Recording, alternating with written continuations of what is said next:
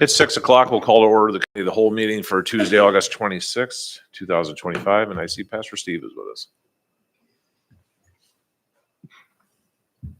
Well, thank you once again for the opportunity to lead us in prayer. Let's pray together. Our Heavenly Father, we come before you today and we're so thankful. Thankful for the health that we enjoy. Thankful for the opportunities that we have to serve this city. Lord, I pray that you would give us ears to hear as residents go and share some of their thoughts and concerns. Let us hear those things. Lord, that you would give us minds to be able to discern. Not everything that is heard should be heeded. Give us wisdom in knowing the difference. And we commit this meeting now to you, for we pray in Jesus' mighty name. Amen. Amen. If we could all stand for the Pledge of Allegiance.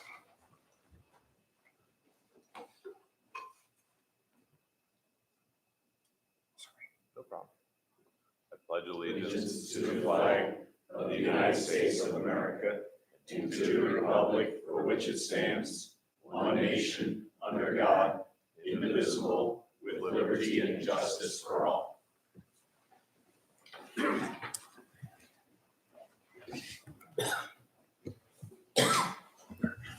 Page roll call. Rothschild. Here. Kennett. Here. Swanson. Here. Barnhart. Here. Roothouse. James. Here. Samowski. Here. Arnold. Okay, we have a quorum. Next on the agenda would be public comments related to agenda items.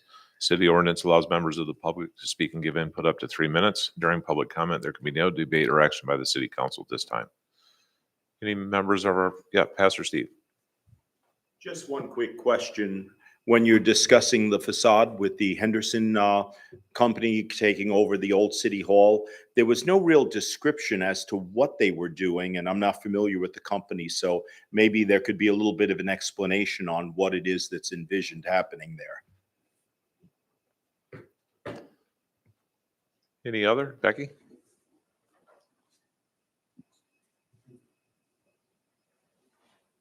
Here I am again.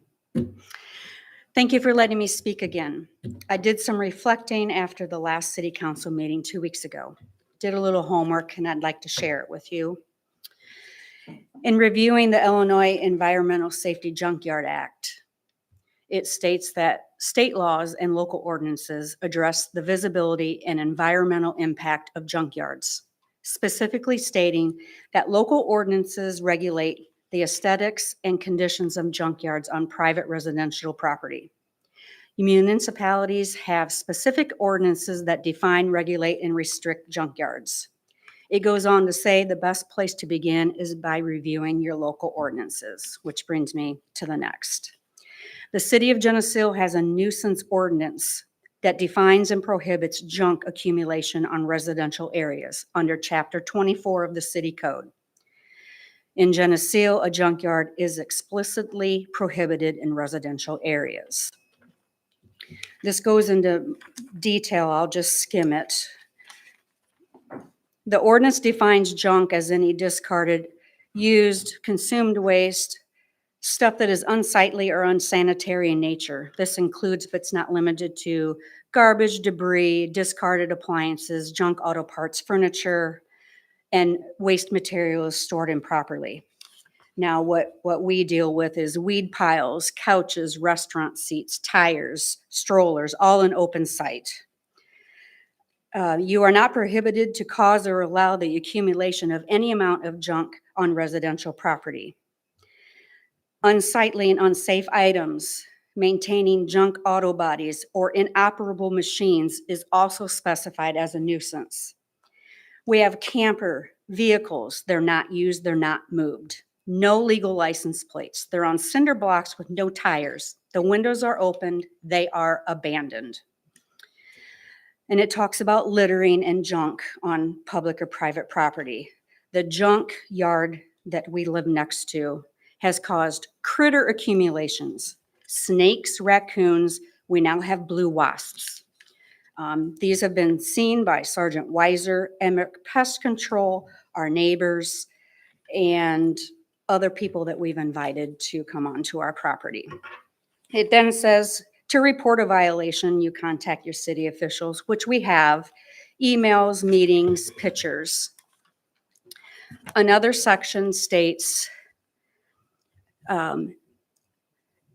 junk is included, the stuff I mentioned earlier, and objects which create a public health or safety hazard, public nuisance, or a fire hazard. I already said we had a fire next door. Or anything of an unsightly or unsanitary nature which has been discarded, abandoned, disposed of, or otherwise stored improperly. We cannot use our backyard. We can't sit back there. It smells. We have wasps flying all over. In the event a nuisance is discovered within the city, a notice shall be given by the mayor, city clerk, or public service superintendent to the property owner or occupant or other person causing or maintaining the nuisance. Nowhere in this city ordinance does it state that people can hide stuff behind a fence. And if it does say that, and I just can't find it, the ordinance needs to be revised or totally rewritten. Our issue is you can see these items from the street, even with the fence. It is viewable to the public and it's a nuisance. There's the property next to us, the Carlson property on Ward Street, and we even had the old Higgins property down towards our dead end. These have all gone on for years, and it's now limiting the enjoyment of our property and affecting housing values in our neighborhood. We ask that you enforce the nuisance ordinance or alter it so you can enforce it. Junkyards do not belong within our city. They belong out in areas designated for junkyards, like the old Maury's Junkyard from years back. Now, I wrote this a little while back.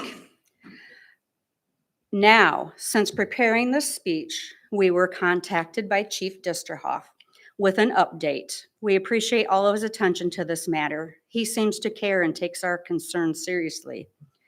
I'm talking, he tried to help trap raccoons. He has made contact to get stuff moving.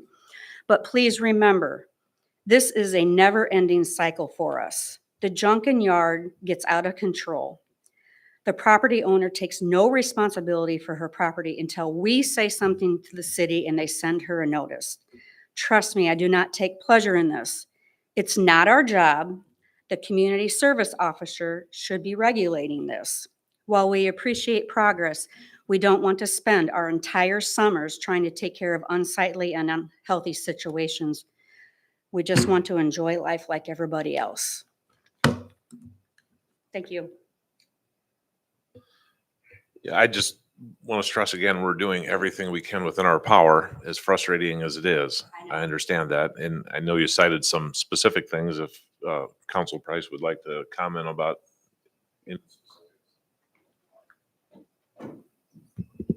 She's got it right. I probably have a job for her. She's analyzed the code correctly. And in fact, we're looking at refinements to the code around volunteer trees and things like that. The issue, of course, taking us all back to 8th grade civics for a moment, is the difference between a private person and the government.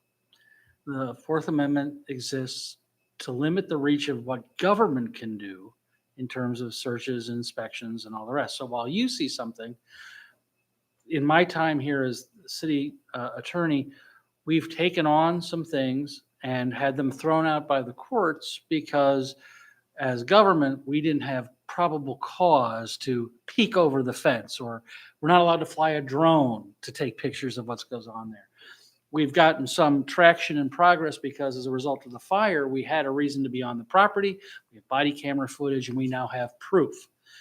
You, as a private citizen, when you file the complaint, as frustrating as that process is for you, that actually helps everybody because you have a right out of your yard to take pictures and do whatever, hand that off. That's called the silver platter doctrine, and we can go from there. But even then, we are not in control of all of the levers. We have to bundle up what you give us, add what the chief and the police are trained to do, march on down to Cambridge, and hope that the state's attorney will assist us. And they're understaffed and overwhelmed.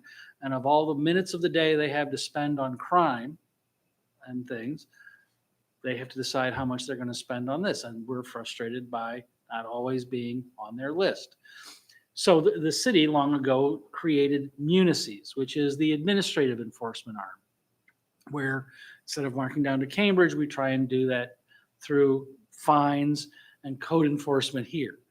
And we have done that and pursued those things and put those fines and done what we can using that process. And if you've got people who are determined to assert that what we view as nuisance, unsightly, all the rest is just them, and I'm not joking here, collecting antiques that they are going to rehab and refurbish, then we're in a fight in the courthouse about whether or not that's what people are doing. It's different when it comes to things like smell and harboring animals or creating a situation that harbors animals. So we do what we can there, but our reach is limited in some respects by the Constitution, by the law. That's America. That being said, we truly are trying to pull every lever we can pull. And to your point, we're already working on new levers that we can do. But it's not that easy to create a new letter. But for example, we have on the code right now, milkweed's illegal in Geneseo. Well, that's actually an illegal ordinance. The state of Illinois protects milkweed, common milkweed, as part of its environmental regulations. It has for the last 4 years. So we have to refine that. Meanwhile, we're developing things about volunteer trees or nuisance trees or mulberries, which pollute everybody's property. Cottonwoods may be same. We have to be careful there because some of those are protected as prairie plants. Things like buckthorn aren't. But we have to, whatever we develop, it has to reasonably apprise members of the public what is an actual nuisance.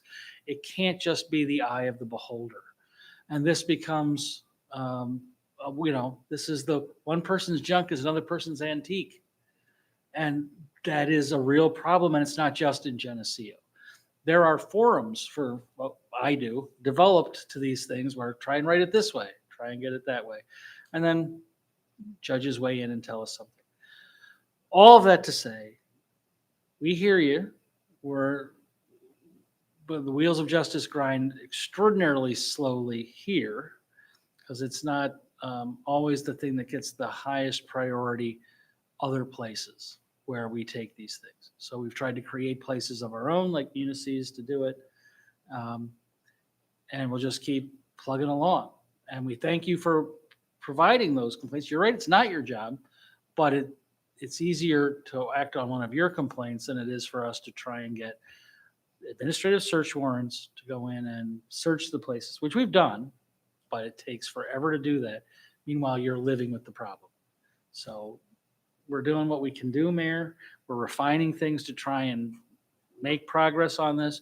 But at the end of the day, we're a non-home rule community. We have only the powers the state of Illinois expressly gives us. And even those powers are limited by constitutional provisions.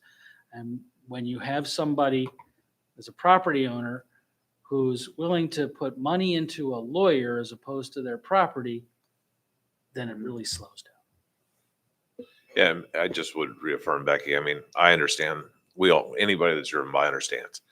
And as long as I'm here as mayor in this council, we will continue to forge forward, albeit the diplomatic way with the chief and trying to have personal relationships with people to get our goals accomplished, or navigating the legal sea that we live in to revolve our ordinances and evolve our ordinances to do the best we can to accomplish these things. So, yeah, sure. I just want to say, I do appreciate your explanation. And we do appreciate what progress is being made. And I've also considered making an appointment with State's Attorney Kathy Runte just to talk, maybe even. So, but I do appreciate it. I do appreciate it. And it's not just what we live by. I mean, there's many places in town, but this has just been, I mean, we've been there for 40 years and it's been going on for 20. So, but I appreciate I appreciate your explanation. And I know you guys and Chief has been a big help, and he's come over and talked to us and other people. So we do appreciate it. We just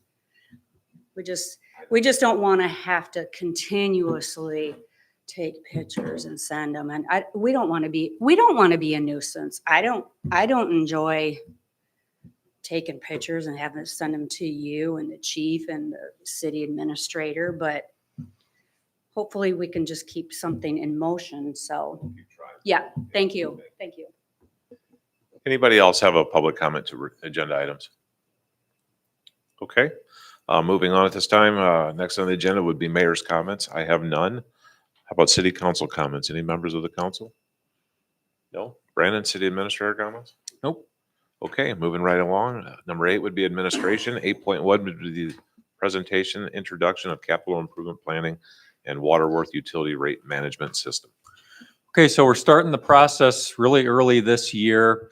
As the council may remember, we hired Waterworth on a 5-year term with us to not just do a one-time utility rate study, but to be a partner with rate development and really digging into the nitty-gritty of our system and our future projects and helping us and the council plan for the future. We've been working on that process with them for a few months now, doing things behind the scenes. How we're going to start tonight is each department will introduce their capital projects that we've done in planning. So next year's 26 projects, as well as they'll touch on some of the big ones that we have planned through 2030, so that council can have an understanding of what we're looking at coming up over the next 5 years. And then we also have Waterworth that's on with us via Zoom. Ari, he will jump in after the capital planning discussion to give council an overview of the Waterworth system and how the system works. And then over the next couple of meetings, we're going to start diving deeper into rate discussions and how we want to design things moving forward. So with that, we'll start with the capital planning.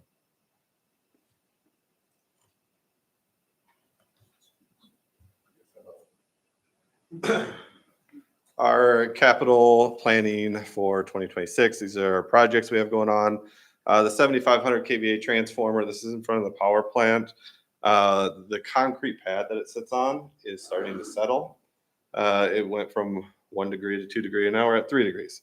So we need to remove that and pour a new pad. It weighs about 40,000 pounds, so it's pretty big.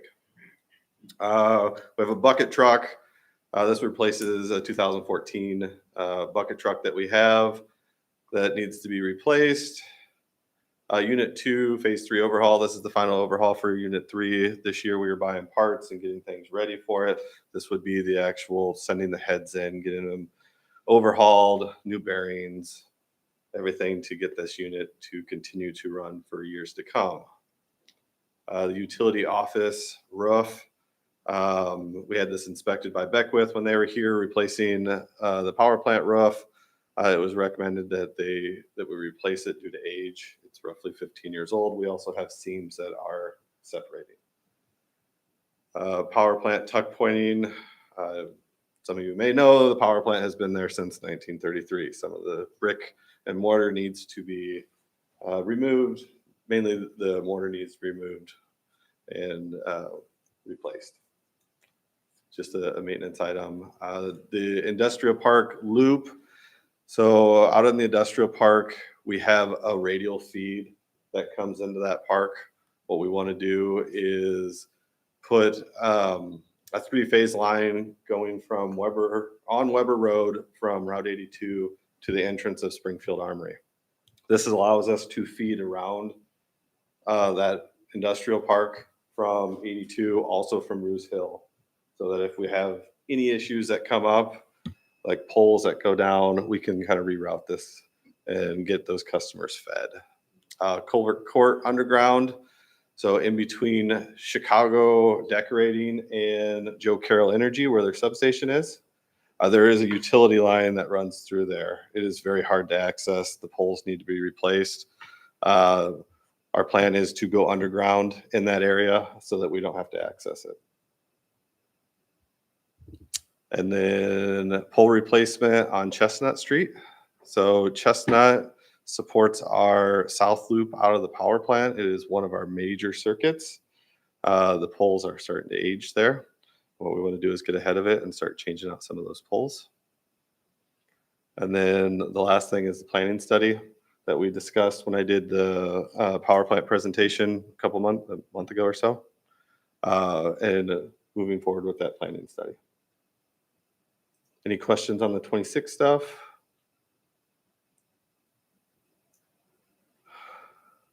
I can't read any of that. So this is our 5-year plan here for capital projects that are coming up. It's a long list. There's always something that needs to be done. Big things that are coming up. Radiator replacements, a big thing. We have some aging radiators. Some of our radiators are from 1965. They're pretty old. Some of that needs to be replaced. Our switch gear. So we have what we call a new side and old side of the 12.5 switch gear. That needs to be replaced so that we can add another circuit. This was installed in 1970. So it's one of those things that we need to upgrade.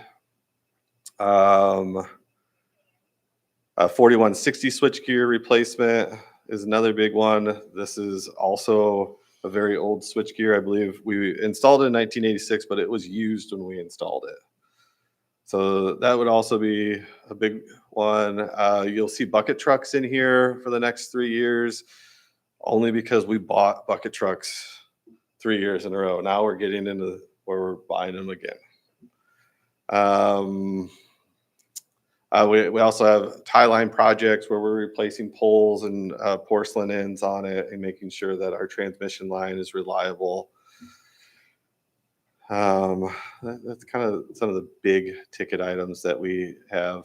Ultimately, there's multiple other projects within there that are a little bit smaller. Questions at all?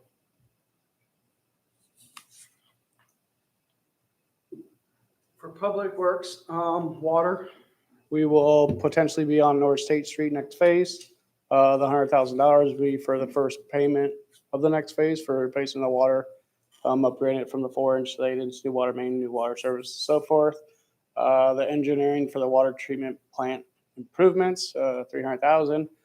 It'll be for all the engineering services, design concept, construction drawings, and to actually do all the construction administration for when we do the water treatment process.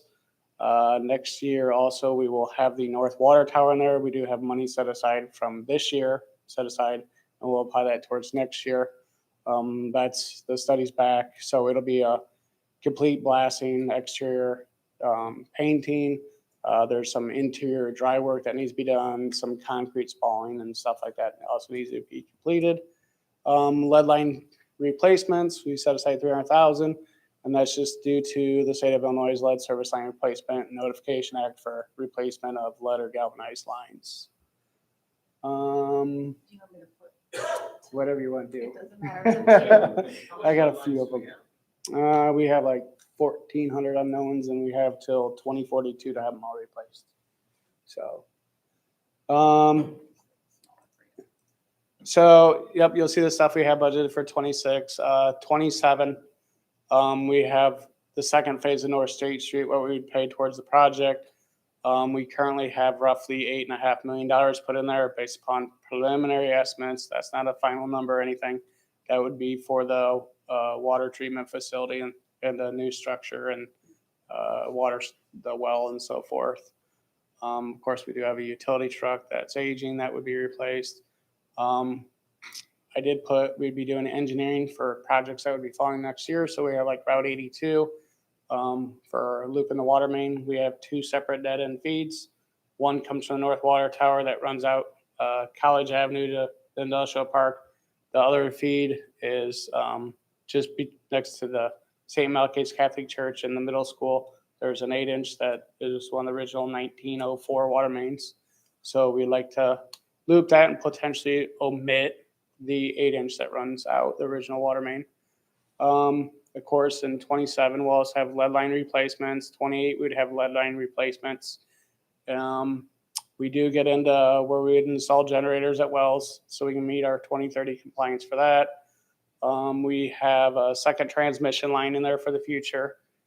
We currently have a 12-inch and an 8-inch that come back from basically the country club back to the water treatment plants. We'd probably replace the 8-inch and put a 16-inch water main in. And then we have lead line replacements for 29 and 30, and then some water replacement on State Street from Park to Exchange for potentially like the third phase of North State Street project. And then we got a last generator. We install our last one in 2030 for well 25. Wastewater would be next. Wastewater. So we have in there for a jet truck, we'd replace our 2007 Vector. Unit currently has 6,500 hours on it. It's getting due. It needs replaced. It's getting pretty critical. So no, we bought it used in 2014. So we just couldn't absorb that big of a cost back then. Of course, North State Street is the same thing for wastewater. $100,000 will be set aside for the next 2 years. And then the phosphorus removal facility engineering, that's a EPA compliance mandate we have by 2030. So that'll be same as the water side. It'll be all the design, construction drawings, construction administration, EPA loan paperwork, everything to get us to construction.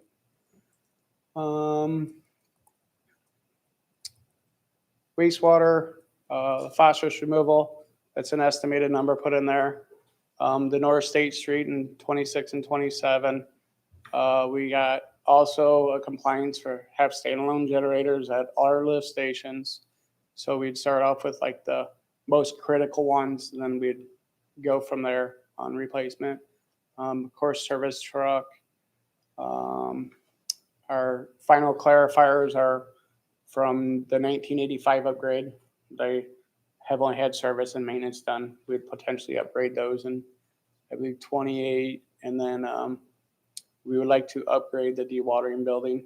Currently, the dewatering building was done in the 1985 upgrade.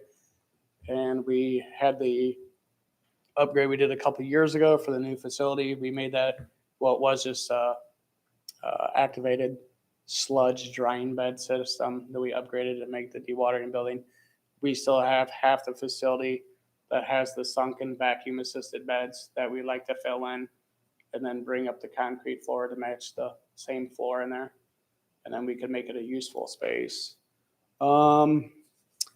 We have a couple we have upgrades of lift stations that we do. And then after we'd get State Street done and other projects, we will go back to manhole and sewer lining, a washout basin. We currently have old existing drying beds. So when we jet sewers and we collect all the breeding water, we dump them on sand drying beds. We'd like to actually have a direct influent to the headworks building that we'd dump all the wastewater into. And then we would have the phase 3 of the sewer replacement on State Street from Park to Exchange. That's about it for sewer. Cemetery. So as you guys know, we've had a section 32 and 33 installed 7 or 8 years ago. We don't currently have a road in there on the south side of those two sections. We'd like to put in the new road in there and tie it into the existing blocks to the south. And then next year, I'd also like to mill and overlay from Muzzy Chapel up to like the maintenance building. The road's starting to deteriorate pretty good. Basically, the capital improvements for cemetery and parks is going to be similar with mowers in there, some road improvements, and then of course, like in 2020, you'll see we'll survey out new sections in the cemetery for the future. Yeah, it's just really mowers and other stuff. For park next year, We have 2 riding mowers that we like to replace. One has 1,600 hours on it, the other one has 1,000 hours on it. For 2 of our main mowers, they're not a huge expense. The pickleball courts, we do have some cracks, uneven spots. We like to resurface those for the overall safety and aesthetics and longevity of the pickleball courts because they're used very frequently. It's only 7-year life expectancy on the surfacing on it. Yeah, 2016, 2017, I believe it was. So we do have some separation because, like, you know, I don't know if you guys play pickleball. Martin used to play quite a bit.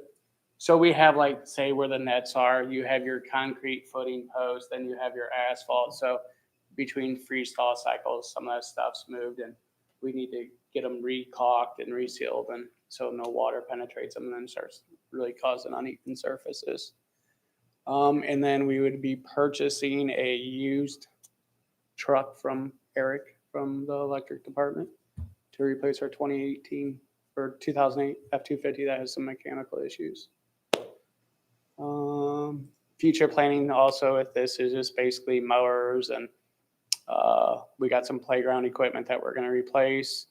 Some handicap upgrades that we'll do the city park band shelter.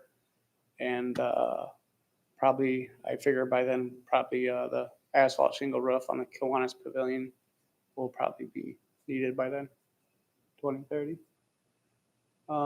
Street department next. We have so concrete patch on Chicago Street. So we'd do various patchwork from concrete that has structural failing now. We'd come in and do a patch. So that would basically be from, I put Main Street to Exchange, but it'll probably get her closest to the railroad tracks. I have been in contact with Iowa Interstate Railroad. I'm working with them right now to get something done for next year for the crossings. So instead of blacktop abutments, we'd be pouring concrete abutments. So it'd be a lot smoother. A street sweeper. So we currently have a 2008 Schwartz sweeper. We would like to upgrade that to something comparable. Our unit currently has 4,700 hours on it. North State Street. Of course, you all know we're planning on hopefully doing that next year when it gets out to bid and it gets approved. So that would be the portion out of the street department's operating budget. We have a roof that is original steel roof from 1993. It is screwed and nailed into the steel. We've had some issues with the gaskets on them and so forth. So our worst possible thing would be if we had to replace the whole roof, it'd be $70,000. And then Chicago Street sidewalk, this will potentially be adding the sidewalk from the project that we just got accomplished on Exchange Street. And this would be a new sidewalk from the east side of Chicago Street from basically Exchange Street to Wells Street to connect where there is no sidewalk along the roadway. Future capital for street. The PCC patchwork, we'll do that in a couple of years. We do have annual street overlay in there, of course. That might be new technology we might be trying out in the future. It might not be HMA. It might be some concrete white topping. And then we do have one replacement of one dump truck in there. That truck 38 in 2029, it's currently a 1991 dump truck that we use. So, any questions? The 2027 project, the phosphorus removal. Yep. Did that say 10 million? Yeah. Okay. That So is a budgetary number. That no, I know. My question is, will that number stay that way or by 2027, will that increase? So I have cost of living or inflation adjustments and consumer index stuff in there and all that. Okay. So the important part of several of those line items were compliance-related okay. issues that we have no choice but to No, accomplish. So, I'm, no, I was saying totally agree more with so that, for the right. public's sake. yeah, Yeah, It's we important have that the public understands right away that we're not looking to spend $10 million. No. No, so even though that says, so like say in the wastewater, the water. So if those projects are started in 27, we don't make a loan payment until 6 months after a project's completed. So like theoretically, your first loan payment might not be till 2030. Okay. So, I had a list probably just as long as ours for water and sewer, but we got to watch what we want to try to spend because we don't have all the money in the world to fix everything. So, And humor me here a little bit. oh boy. How come, and maybe help me understand this, how come we're purchasing a vehicle from another department when we're all one city? That's an enterprise zone. So it's separate Okay, budgets and okay. stuff. I just, Yep. nope, Transparency thing. Okay. Yeah. Yep. absolutely. Internal Understand. transfer. Money in, money out, that type of Okay. way. Yeah. I get it, I understand. Thank It is a you, very fair price. thank you. I understand. It's not like a hand-me-down. Where you just hand down to your little brother, here, have this. Okay, so I get it. Yep. Thanks, Jack. Thanks. Hello, Chief. 2026, we are looking to replace 2 of the old Dodge Squad cars with hopefully Fords. Just need 1 laptop replacement for Jessica's position, and then adding that north 82 flock camera to go with the ones we already have to get that north side of the town coverage, which will help out a lot, especially if we have those storage unit burglaries that we've had in the past.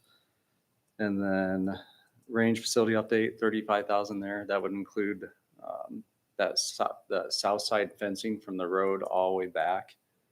And then that's beneficial to us because it helps secure that. That fencing is it's aged where it needs to be replaced.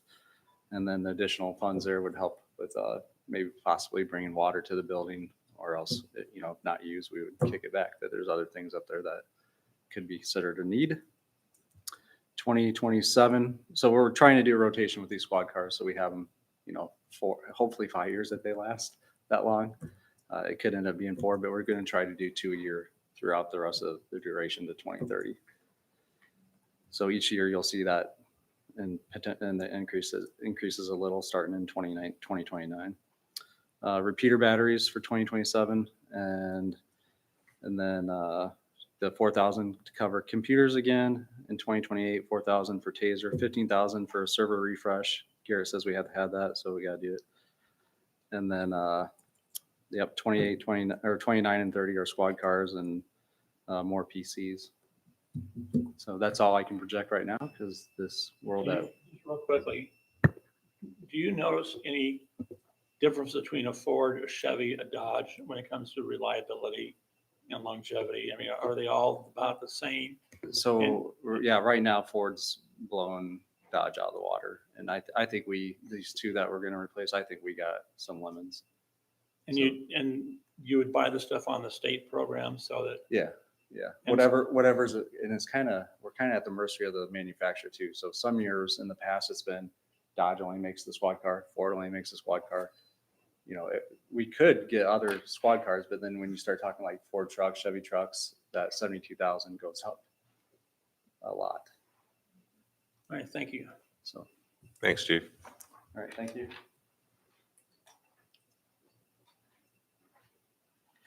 Okay, the admin/general fund projects. So we have for next year, this projector that you see above you right there, that was purchased in 2016. And we expect the light bulb to go out at some point on that. We'll most likely replace that next year and get a projector that is appropriately sized for this new screen and the new system that was put into this room as well. City Hall landscaping updates. So there's some plants and some refresh items we want to do to the exterior of this building, along with addressing the 500 square feet of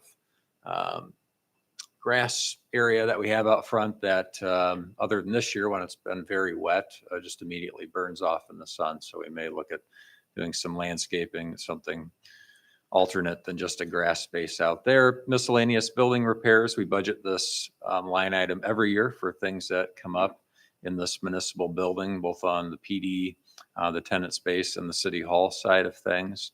And then miscellaneous electronic equipment and repairs. This is for other things, technology items, computers that may come up unexpectedly that need to be replaced that aren't budgeted in the departments in this building. There's a lot of technology with the doors, access control, and other things in this facility that may come up. So those are placeholders there for unexpected things that may pop up. And then when we go to the 5-year capital look, let's see here.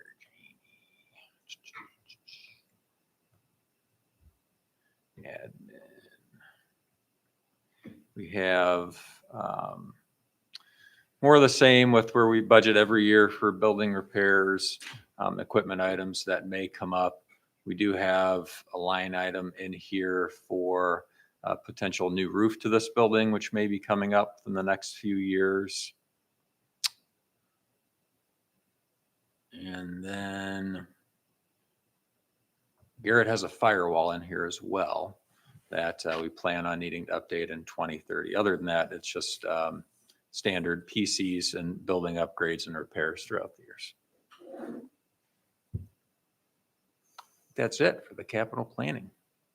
So we bring all this up tonight again because it's important that we go through this and answer any questions you guys have, because as we now transition into the Waterworth discussion, especially with the enterprise funds, electric, water, and wastewater, all of these projects greatly impact what we look at with doing with rates in the future. So that's why we wanted to start with this discussion. And at this point, if Garrett can bring up Ari from Waterworth, who joins us from Canada, I believe. Uh-oh. We need to kill the robot voice.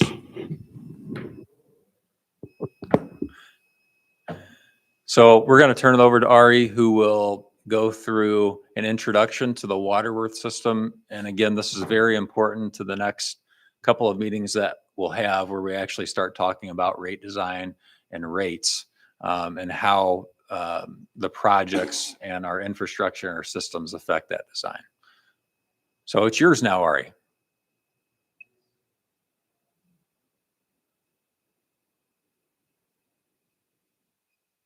Thank you, sir. Two things to note. I am just battling a slight cold, so you might see me cough a little here and there. Second is, I can't see anyone, so I apologize if you can't notice if there's follow-up questions or not. If you can switch on your cameras, that would also help. But I just wanted you to note those 2 points before I do begin. Okay. With that, just want to give some context to everyone before we do begin.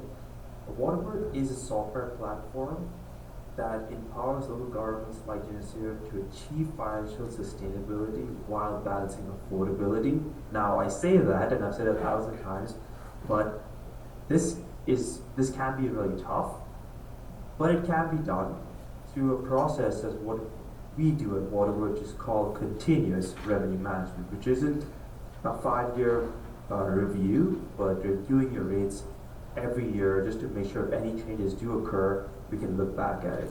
Because now, in a short duration, they're going to be seeing the models for water, wastewater, and electric that the team has prepared for you. And what you'll notice and what you'll see is a live financial forecast model that is kept updated at all times. And also, second is we can have these frequent meetings to make sure that you and everyone in the community are informed continuously and regularly. Before I do begin, are there any questions about my brief introduction? Nope. Okay, perfect. So I'm just going to share my screen. And all the capital plans that the team had mentioned have been put into this model in front of us. Currently, all we see is, and I'm hoping that everyone can see my screen, right? Yep. Mm-hmm. Yep. Okay, perfect. So currently, what we're taking a look at is the water model for us. You can see at the top right, we have water, wastewater, electric. And we're currently looking at our dashboard, what we call here, where we've taken all of the revenue requirements or expenses and collected all of that data over the last few months, the revenues, and also what the final outcome in terms of our cash position would be. So while we took all of those inputs, we came up with this dashboard. I'm going to begin by breaking it down piece by piece into 3 parts, which will be those exact ones, which is the revenue requirements, the revenues themselves, and then the cash position with its guidelines. So we're going to begin with our operating expenses, and the first thing you notice is that we have this little blue graph in front of us. You can see that on the y-axis we have our dollar amounts, and the x-axis we have our years. So now that that's clear, we also notice that essentially for the operating expenses and all of our different expenses that we'll be moving forward with, we've collected the actuals all the way up to 24, 25, and then we have set a budget for ourselves beyond that point altogether, where you can start to see a linear increase take place from 26, 27, 28, 29, and 2030. And that linear increase is about 3%, 2-3%. We've adjusted a few figures. And these only apply to our operating expenses. The next segment for us is going to our current debt service and our proposed debt service. So the current debt service that we have, you notice that that gets layered on top of our operating expenses, so it's starting to stack. And most of our debt service, let's say at 25, it was sitting around $267,000. And by the time we get to 2028, the water fund is expected to have 0 debt service come into play. If I were to add the proposed debt service, which was caused by that big treatment plant project that's coming up, that's when we start to see our proposed really hit about $500,000 or $600,000 in new debt service that we're paying for that big project that's coming up in 27. And you can notice that when I talk about the capital improvements and capital expansion projects that the team had just covered with you, all these green bars starting from 25 onwards was just spoken about, and those are the big capital projects with this mountain in top, which is about $8.5 million for the treatment plant project. I've labeled it a capital expansion to really highlight the expense for us. Altogether, these make up our revenue requirements. Now, before I head into the revenues, any questions so far? Nope. Okay, perfect. So, for the revenues, we have the sale of service, which is this dark brown in front of us. That's appearing. And then I'm going to layer in our capital improvement charges, which is an additional amount that we receive, other operating revenue, non-operating revenue, and borrowed funds. Clearly, the borrowed funds is signifying that, yes, we have an $8.5 million project in 2027, but that's being completely covered by the borrowed funds. The net impact of borrowing the money is that we're going to be paying the debt service of $600,000 every year beyond that point, from 28 onwards, that we just spoke about. Now, you look at this window, it gives you a city skyline picture where you have the mountains in the back that represent all of our expenses, and then you have the bars in the front that represent our revenues. What you end up seeing and what the net impact of this is our cash position. Now, before I even layer in a quick rule of thumb that I always told the team, is that whenever you see those expenses in the back be taller than our bars in the foregrounds, that's when it's telling us that yes, we are losing money that year, or we have a deficit in that year. From 26, 28, 29, 2030, those are the years that we really find ourselves being short of funds. And that's reflected in our cash position. You can see the cash position here is a solid black line that comes in, and it's quite stable from 21 to 26. But as soon as we start seeing a deficit come in, And the opening cash balance is about $1.8 million predicted for 2026. That's when we see our cash start to deplete. You can see now it drops down, and because 27, with the water funds and having a strong and less capital expenditures besides the big project, we're able to have a slight surplus that year. We see the cash go up and then slowly start to trail downwards as these deficits start coming in from 28 all the way up to 2030. And that's evident with the cash position altogether. Now, if I were to isolate the cash position, this is how it looks like. You can see by the time we get to 2030, with our current baseline scenario, this is without any rate increases altogether. I can show you one where we have put rate increases in, just to test, for testing purposes. You'll notice that the ending cash balance is or the opening cash balance for 2030 is $672,000. Now, you might say this is better than zero. However, we've also made sure we keep our expectations high, where we have kept an operating threshold as a guideline. Now, when I use the word operating threshold, what does that mean? That essentially means that in our reserve policies, or the one that we've kept for ourselves, we're trying to aim for a floor of at least 6 months of operating expenses and debt servicing, or for that particular year, on hand, or at least kept it on reserves, so that if any year does come up where we didn't get the anticipated amount of revenues, we still have enough reserves to pay for 6 months of operating expenses and debt for that given year, which is what this red dotted line represents in front of us. And we notice that it does fall below that red dotted line by the time we get to 2029. So even though it's not going to zero, we do notice our cash position line going down to a point where it may not be safe to stay there for an extended period of time, especially with any unexpected operating expenses that may come up. The last guideline I have here for you for this model is the cash position target.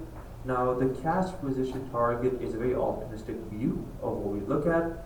It's basically, in this case, just $2 million or $1.5 million over the operating threshold, and we came up with this number just as a test for testing purposes, where we said that if we had any unexpected operating or rather unexpected capital expenses, where would we want our cash to be? And the consensus, or at least based on our questions, was that if we at least keep it somewhere around this 2 million marker, or somewhere around the 2.2, 2.3, 2.4 million markers, stay around that, we're able to tackle any unexpected capital expenses and any unexpected operating expenses. And the ideal vision for us, when I show you the guidelines that we have in place and the cash position in the middle, is this marker right here. So you want to stay above the red dotted line and then move alongside that black dotted line. That's generally what most other communities similar to yours are trying to strive for.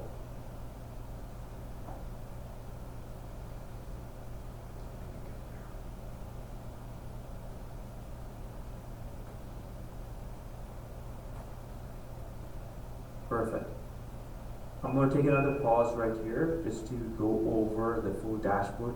And we just want to ensure this whole first session, as it was mentioned earlier, is to make sure we understand how these dashboard works, because it's all backed by the data that was provided, and each and every single one of these bar graphs and the area graphs in the backgrounds are driven by data and inputs that we fed to this model. Any questions?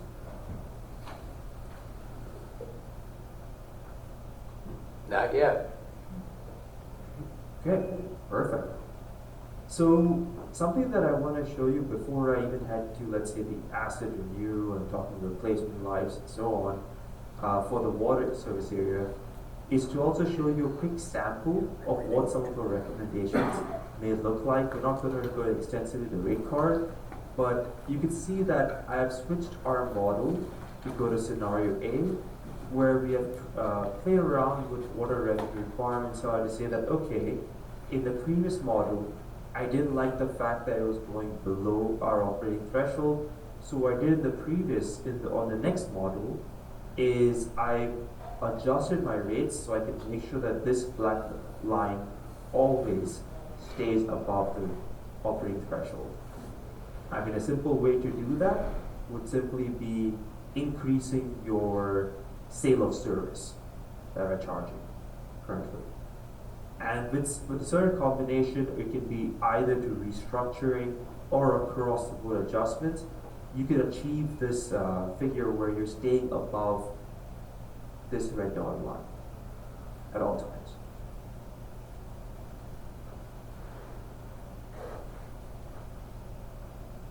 Now, before I move on, I wanted to ask, in this case, do you want to, this question for Brandon as well, is do we want to maybe show the asset renewal side of things and then the rate design, or just the asset renewal and then move on to wastewater and electric?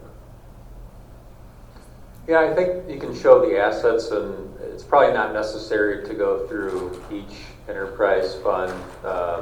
I think you've already given a good example of how the graphics work correlating with the data, unless anybody wants you to jump to that, Ari. But I think the assets accumulation of that in that graphed out would be good to show the council too, so they can kind of see the backlog and the history. Perfect. And if you'd like, I could also skim through the rest of the models and not really break it down piece by piece. But let's first start with the asset renewal segment. And before I do show this image in front of us later on, and I'll show you a graphic, I want to keep in mind that Chad and I went through a lot of data where we focused primarily on making sure that we had all the pipe networks dialed down, so where we have all the install years, the place, the age, what type of pipe it is, and when the replacement year is coming up and what the replacement value will be with the unit cost per diameter. After all those calculations and also taking the non-linear assets into play, which is those equipments, fleets, and structures, this is a view that we came up with. Now, it's a little hard to see, and it's, you're like, oh, this is a large view in front of us. This essentially tells us from now, starting from today, all the way up to 2025, almost 100 years in the future, what is our vision? Whereas like in 100 years, if you had to replace the whole system, what would it look like? Based on the replacement cycles, replacement values, what would that look like? And just to focus on the backlog, or rather what those projects are, you can see that if I just focus on the pipes themselves, you can see that the reason why in the tail end we have a large spike in terms of our, the bar graph is much taller than the rest, is this $5.7 million that is mentioning, let's say in 2024, what it's trying to represent is that there were $5.7 million in our asset inventory that we go through that needed to be replaced prior to 24 and 25 that hadn't been replaced. Hence, they've been stacked up, because if you go to, let's say, 2060, this is basically telling us that $867,000 should be replaced by then, ideally. And that's what this is telling us, that $5.7 million is the backlog in terms of pipe. Now, if I add the rest, which is equipment, fleet, and structures, now structures usually the treatment plant that we have kept as spaced out for ourselves, none of that is really going for replacement. We're actually expanding on a new plant. It's not really a renewal in terms of replacement, which is why majority of the backlog that we have inside of water is pipes of 5.7 million.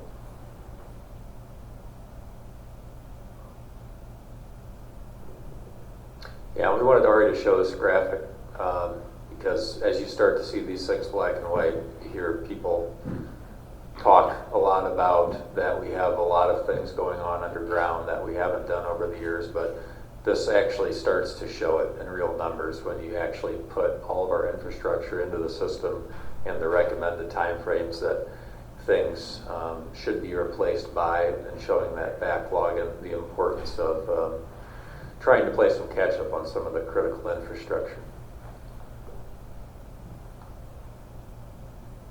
Perfect. Okay. What I would say is that I would love to show you just what those models look like. Let's say, because I also have wastewater's asset inventory in there. And Brandon, if you don't mind, is it okay if I show wastewater and electric really quickly? Sure. Just as a baseline. I won't be breaking it down again slowly for everyone because I think everyone gets the general idea. But it's good to know how other funds, all the enterprise funds also stand. So I'm going to go over to wastewater. This is again the baseline, no rate adjustments really taking place here.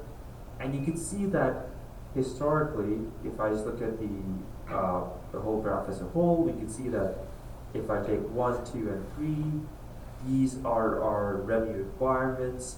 You can see the largest one is the phosphorus removal construction that's happening in 2027 along with different projects. So that's a $10 million project that we were discussing earlier. And then you start layering all the revenues in front of us. And you see that in the past we have borrowed for some other big projects in 21, 22. 23 to 25 has been quite light compared to the capital projects, but the capital projects have really ramped up from 25 to 28 onwards, especially in terms of other expenses besides capital. That $10 million borrowing that we're going to be taking for 2027 is adding a large debt service for us. So we have to keep in mind that you have to adjust your rates to make sure you can make those debt service payments in time. So keeping all of that in mind, the net impact of the capital projects that we just created in terms of CIP and the planning for the future, the cash position reflects that with the extended spending, especially starting from 26, the deficits in 28, 29, and 2030, especially with the new loan and the debt service that they're paying for, we find ourselves going below zero by the time we get to 2030. And that's the reality of the wastewater fund, where the capital projects are really causing an impact. And it's not just because we're looking forward to spending and chatting down the due diligence again to make sure that we actually have to do these projects, right? Because even if you go back to the assets and we do the same thing as we did for water, you see that the backlog is actually much higher for the wastewater, especially. If I just look at pipes, just generally looking at pipes, for what we have entered so far with our database and our numbers, the backlog sits at $22 million as of right now. Now, you could argue that some of the pipes are doing relatively well, even though they were due for replacement, some of them are in good condition.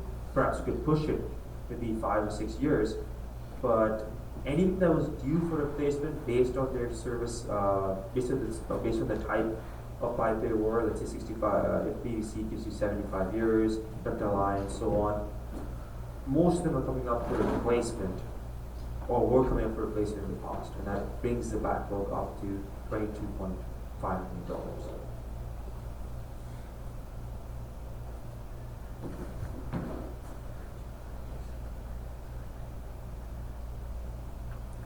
Good, pause here.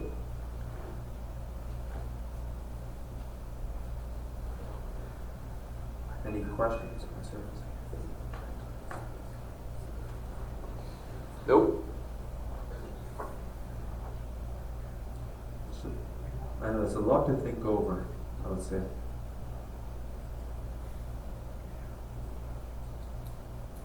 Okay, I'm gonna move on to electric. And for electric, it's a bit of a different story. This is where we have adjusters and it takes care of power costs, and there's all that aspect of electric that we can talk about, but I just want to focus and keep it light and show that if I just look at a current electric model, and if we again break it down into those three parts, which is our operating and which make up our revenue requirements, this is what the revenue requirements look like. It's not as much in terms of projects and the size of the projects, relative size of the projects that we have. We still do have a lot of projects. In 2027, again, is a big year for this fund too. But when you compare to the revenues, most of the time the revenues are able to make it. You can see the PCA is essentially the cost adjuster that we had in the past. And assuming that power costs increase by 3% every year, that assumption can vary a lot. Eric and me have gone back and forth on that. But let's just assume that power costs generally increase over time. You can find yourself like the PCA is reducing, the cost adjuster is reducing. But that's just adjust automatically with cost. You can see for the most part, base fees that we have and we're receiving are definitely helping. We include all of our non-operating, other operating revenue as well. And before I even turn on the cash position, you can see that in 26 and 27 onwards, we're still at a deficit in terms of cash to meet all those capital improvement projects, which is again reflected in this cash position. Where after 2025, you start to see your cash position start to trail downwards. And by the time we get to 2030, we're projecting our cash to be below $1 million, about $727,000. Which is going to be below the operating threshold, and the target is something we can discuss at a later point, but below the operating threshold is something that concerns us. And which is why we're looking at slight adjustments, not big rate increases, but just to make sure that we stay above that operating threshold.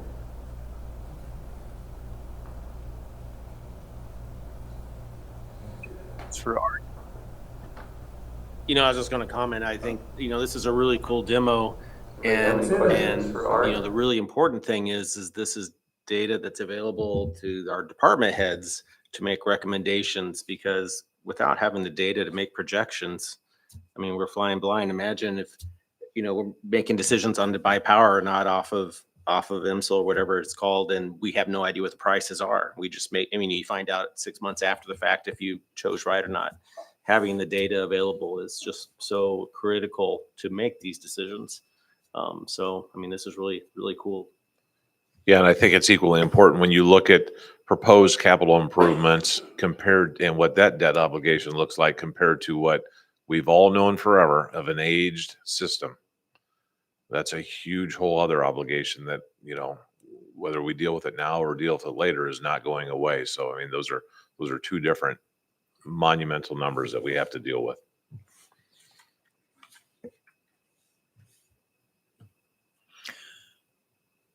So with that, I think that's a good introduction tonight, Ari, unless any other council members have questions for you. Tonight, again, the goal was just to get you guys a base understanding, which is going to be important in the coming meetings again, as we start to talk about rates and rate design, which is what this whole system does, is make us look deeper into rates and plan for the future, and not just put a blanket percent increase on everything and just pray that that works for year over year, right? We're starting to look at this in more detail. Thanks, Ari. Thank you. Okay, moving on the agenda, 8.2, I believe that's going to be carried over to another meeting. It is listed, the crime report, the police department crime report comparison by Deputy Chief Carson. If you guys would like to look at it and be prepared, he'll be here next time. 8.3 would be the facade improvement grant application for State Street Development LLC. So this is a grant application from State Street Development LLC, Bryce Henderson.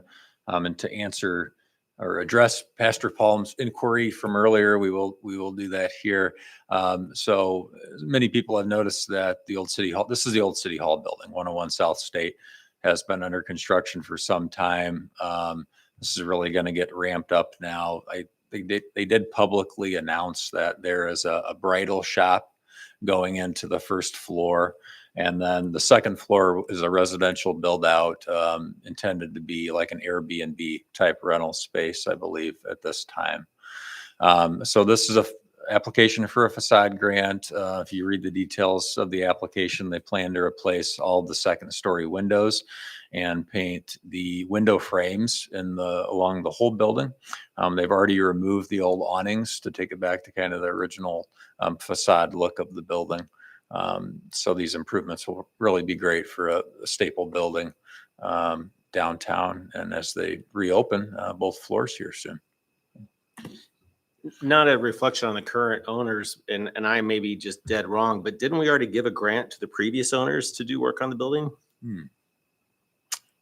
To do the restaurant and all that? I thought we gave them like a big loan grant thing. I don't think so. I can go back and check now. It went through a really detailed approval process, I think, where the plans had to come before the Okay, maybe that's planning what I'm thinking commission and about. the city council. They did some very detailed presentations, but I don't think they were ever awarded grants because they didn't actually. I may be mixing up Dude. tearing off the bathrooms and all that. And again, I love the idea that they're doing something. I just wanted to make sure that somehow we weren't double dipping on and it may have no relevance at all either way. I just want to make sure there was nothing outstanding for the city or.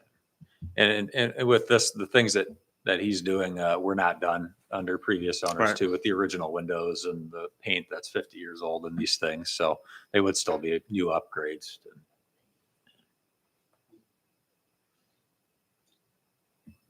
I'll make a motion to recommend to the city council meeting approval of the facade improvement grant application for the 101 South State Street in an amount up to $10,000 and to place on the consent agenda. Motion by Barnhart, Second. second by Swanson. Roll call. Rothschild, Yes. Kennett, Yes. Swanson, Yes. Barnhart, Yes. Roothouse, James. Yes. Samowski. Yes. Okay, motion carries. 8.4 on the agenda would be the sale of surplus property PD radios. It's just a resolution to allow us to dispose of the old PD radios. They're on the new Starcom system now with their new radios. Yep, 17 of our old ones and then 4 also paid for 7. So we got that grant on table 10, so we've been awarded those.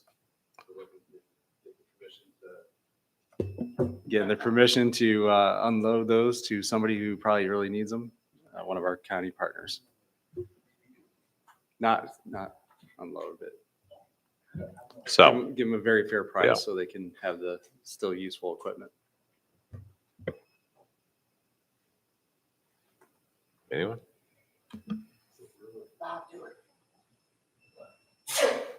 Bless you. I'll make a motion to recommend approval of R 2511 to the city council meeting and place it on the consent agenda. Motion by Rothschild, Second. second by James. Roll call. Samowski, Yes. James, Yes. Roothouse, Yes. Barnhart, Yes. Swanson, Yes. Kennett, Yes. Rothschild. Yes. Okay, motion carries. 8.5 would be the appointment to city boards. Resolution to reappoint members of the Plan Zoning Board and the Police Commission at the mayor's recommendation. This is for Chris Indrus to serve on the Police Commission Board for a term through September of 2028. Gary Bell, Joe Bedford, and Julia McAvoy to serve on the Plan Zoning Board for another 5-year term through 2030.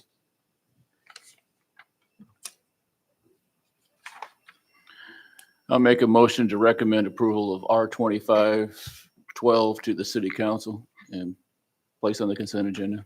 Motion by James, Second. second by Rothschild. Roll call. Rothschild, Yes. Kennett, Yes. Swanson, Yes. Barnhart, Yes. Roothouse, Yes. James. Yes. Samowski. Yes. Okay, motion carries. Item number 9 on the agenda would be the payment of city and utility bills. Actually, we did.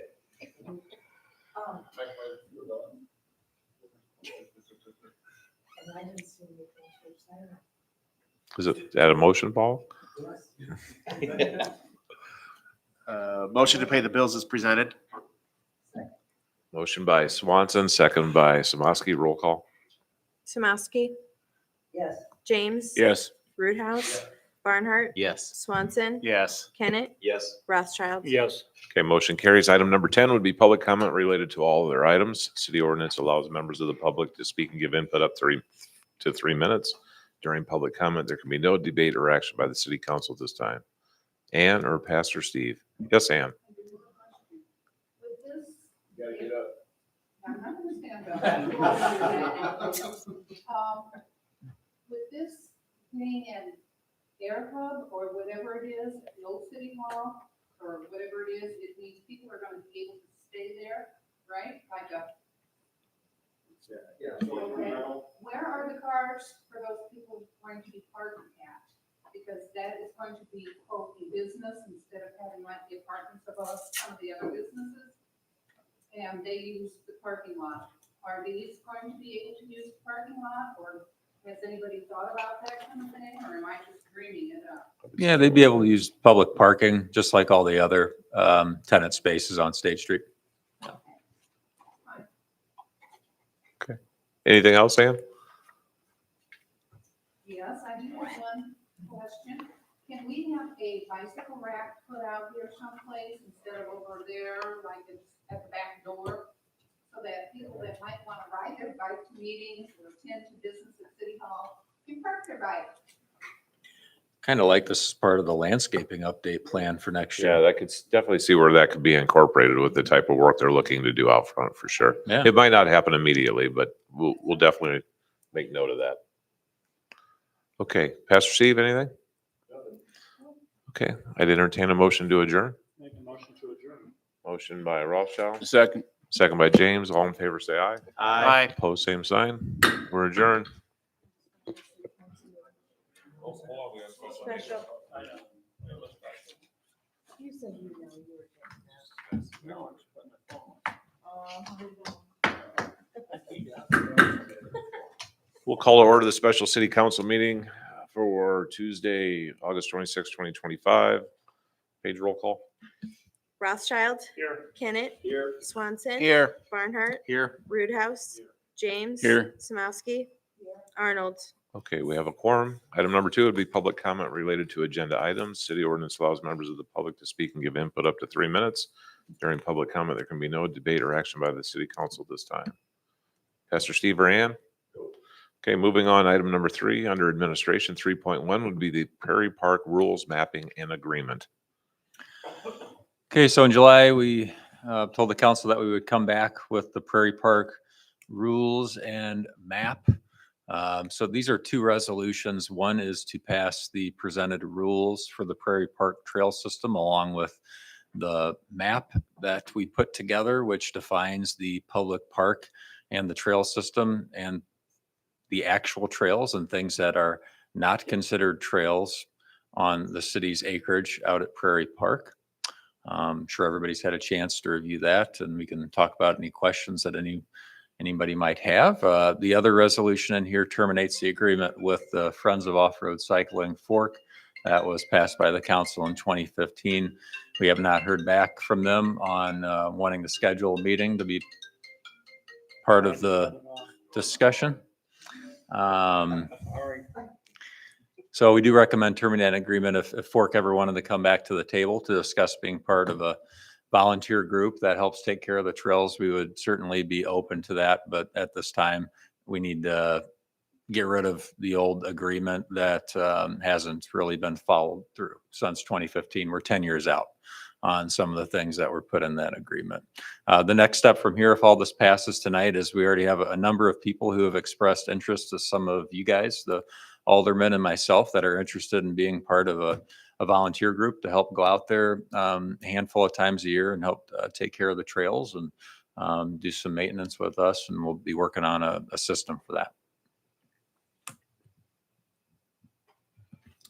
Make a motion to approve R 2509 and R 2510. Motion by Barnhart, Second. second by Kennett. Roll call. Second by James. Roll call. Rothschild. Yes. Kennett. Yes. Swanson. Yes. Barnhart. Yes. Roothouse. James. Yes. Samowski. Yes. Okay, motion carries. Next would be adjournment. Entertain a motion to adjourn.